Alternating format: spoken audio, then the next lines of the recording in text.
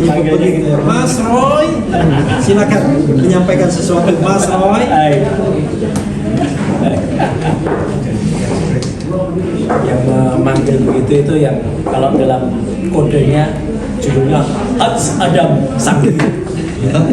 Assalamualaikum warahmatullahi wabarakatuh.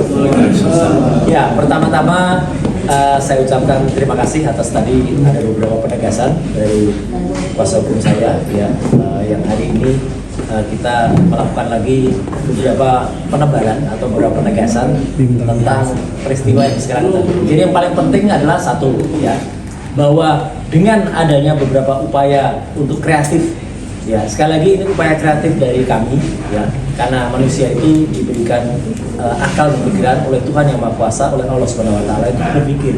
Tidak hanya kemudian satu saja yang dipikir, oh ini RJ, atau kemudian kita berpikir untuk kemudian proper.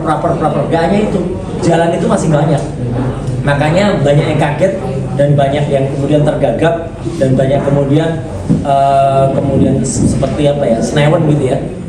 Setelah melihat langkah kami untuk mendatangi Kajati, DKI Jakarta, Kejaksaan Tinggi ya, kemudian bahkan diterima di kantor Kejagung ya kemarin ya, dan makanya semuanya berkata, wah, apalagi yang dikatakan.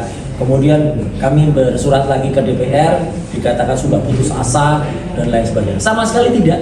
Itu justru adalah kewajiban dari kita sebagai umat manusia untuk melakukan segala cara, segala upaya untuk melakukan. Bahkan ya permintaan ya, bukan lagi permohonan tapi sebenarnya penegasan permintaan untuk kasus ini di stop.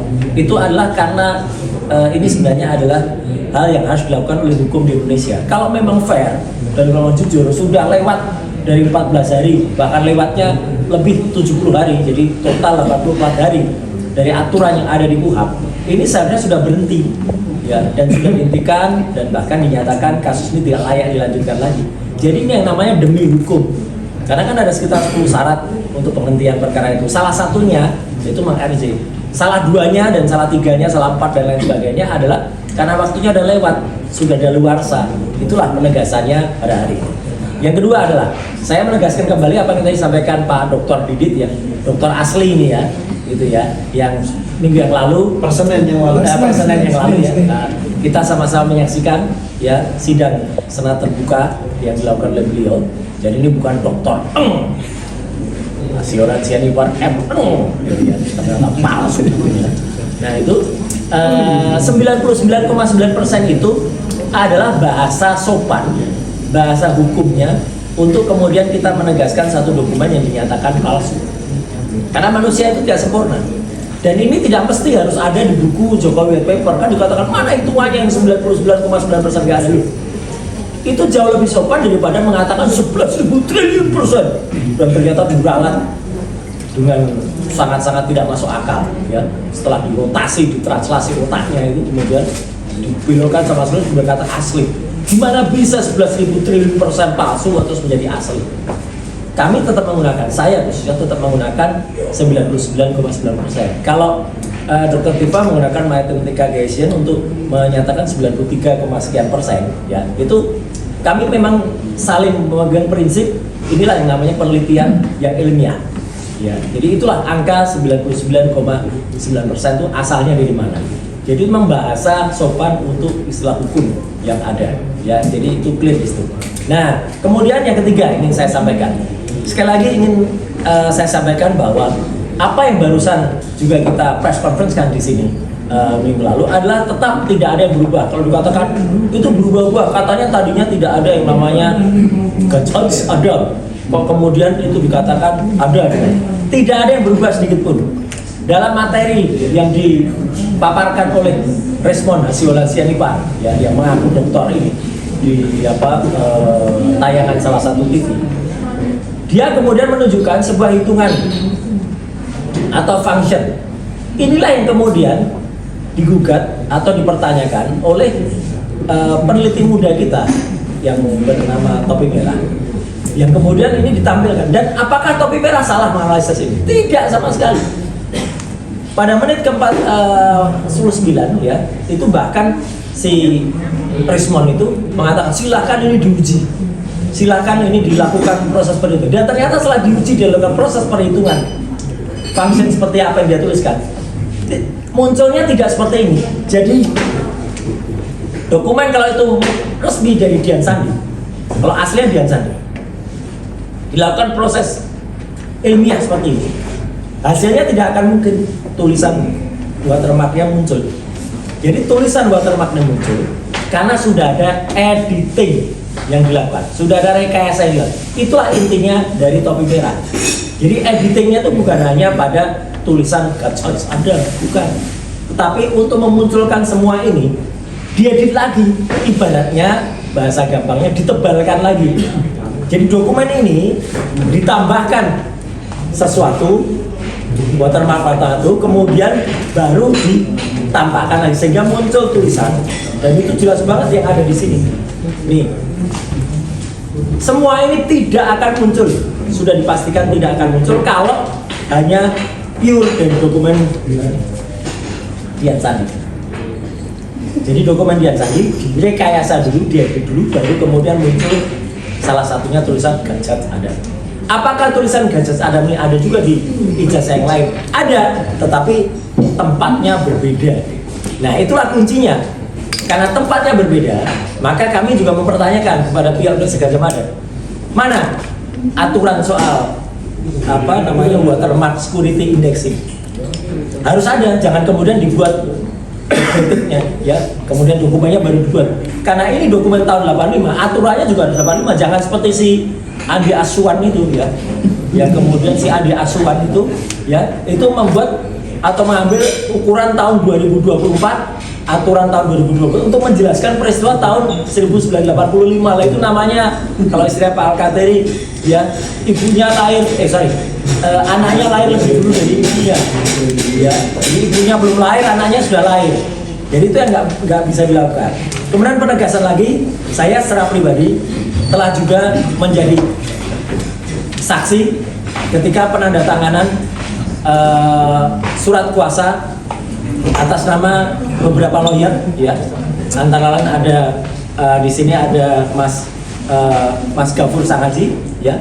Kemudian ada juga Mas Aspardi Pilihan dan Mas Azam Khan, ya, untuk mendukung topi merah, ya. Jadi saya sekaligus berada terbuka ini untuk lawyer-lawyer yang lain karena ini prinsipnya beda. Maka bisa saja lawyer yang lain juga ikut menambahkan, dan itu tidak sama sekali tidak melanggar etika. Yang melanggar etika itu yang lawyer tadinya di sini, kemudian tiba-tiba ada di sana, kemudian melawan yang ada di sini. Itu jelas pelanggaran etika.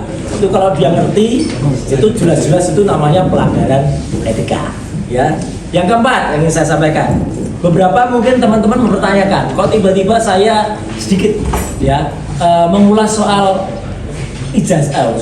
soal SMK. Kenapa? Bukan apa-apa, karena kebetulan minggu yang lalu saya diundang salah satu podcast dan saya cerita soal kebiasaan dan metodenya Jokowi.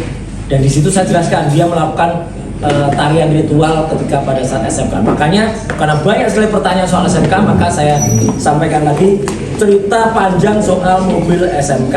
Ya, kemana mobil SMK itu? Karena mobil SMK ini sebenarnya adalah cita-cita anak dan ini proyek dari Kementerian Pendidikan dan Kebudayaan, bukan proyeknya Jokowi. Jokowi itu hanya menumpang isu mobil SMK dan menggunakan mobil SMK ini untuk pencitraan dirinya masuk ke Jakarta.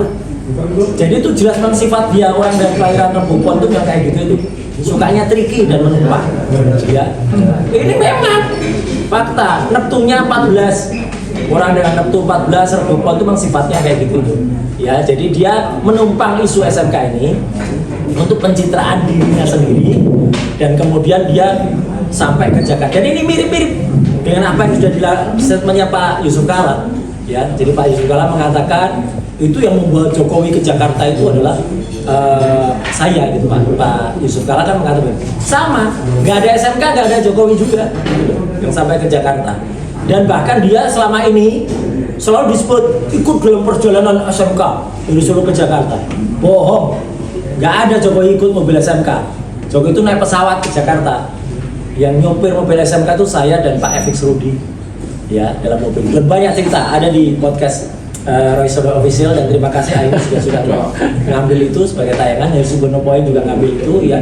Mas belum ya, gitu. Nah, silakan diambil ya, gitu. Silakan diambil itu sebagai itu, karena panjang banget saya cerita soal mobil SMK ini sampai kepada kritikan masyarakat terhadap mobil SMK ya. Jadi kenapa saya ungkap lagi, karena itu memang nggak mungkin dilepaskan dari sifat Jokowi yang menggunakan mobil SMK ini sebagai pencitraan. Ada perusahaan ngambil unit dan lain sebagainya, mana ada itu nggak ada. Maka kalau itu disebut mobil goib ya memang jadinya memang goib ya mobil itu. Jadi itu yang saya tambahkan sampaikan. Jadi sekali lagi hari ini press conference ini adalah untuk menegaskan upaya kami adalah untuk tetap melakukan segala hal untuk dalam kasus hukum ini ya. Kalau dalam cerita itu saya juga menjelaskan soal ada hobi pemeliharaan yang agak aneh yang dilakukan oleh Jokowi, termasuk memelihara kodok dan lain sebagainya. Ini ya itu ya tanyakan pada yang bersangkutan lah ya. Itu orang tuh yang yang dipelihara tuh biasanya pantas-pantasnya tuh yang kucing ya, kuda apa gitu, ini kodok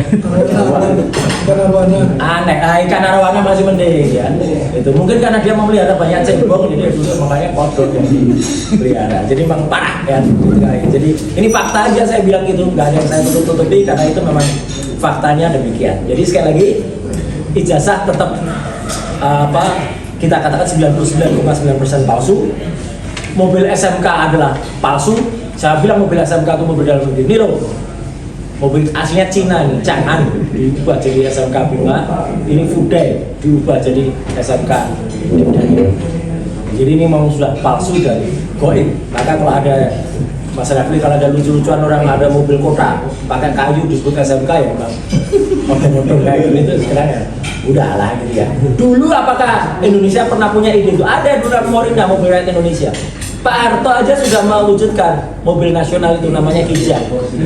Kijang itu kerjasama Indonesia Jepang singkatannya ya. Datsun ada Sena, Pak Habibie, oh ya asli itu. Pak Habibie itu dulu sudah ketika Menristek membuat mobil Maleo namanya. Tapi SMK itu adalah memang mobil China yang sekarang ya, pabriknya goib juga.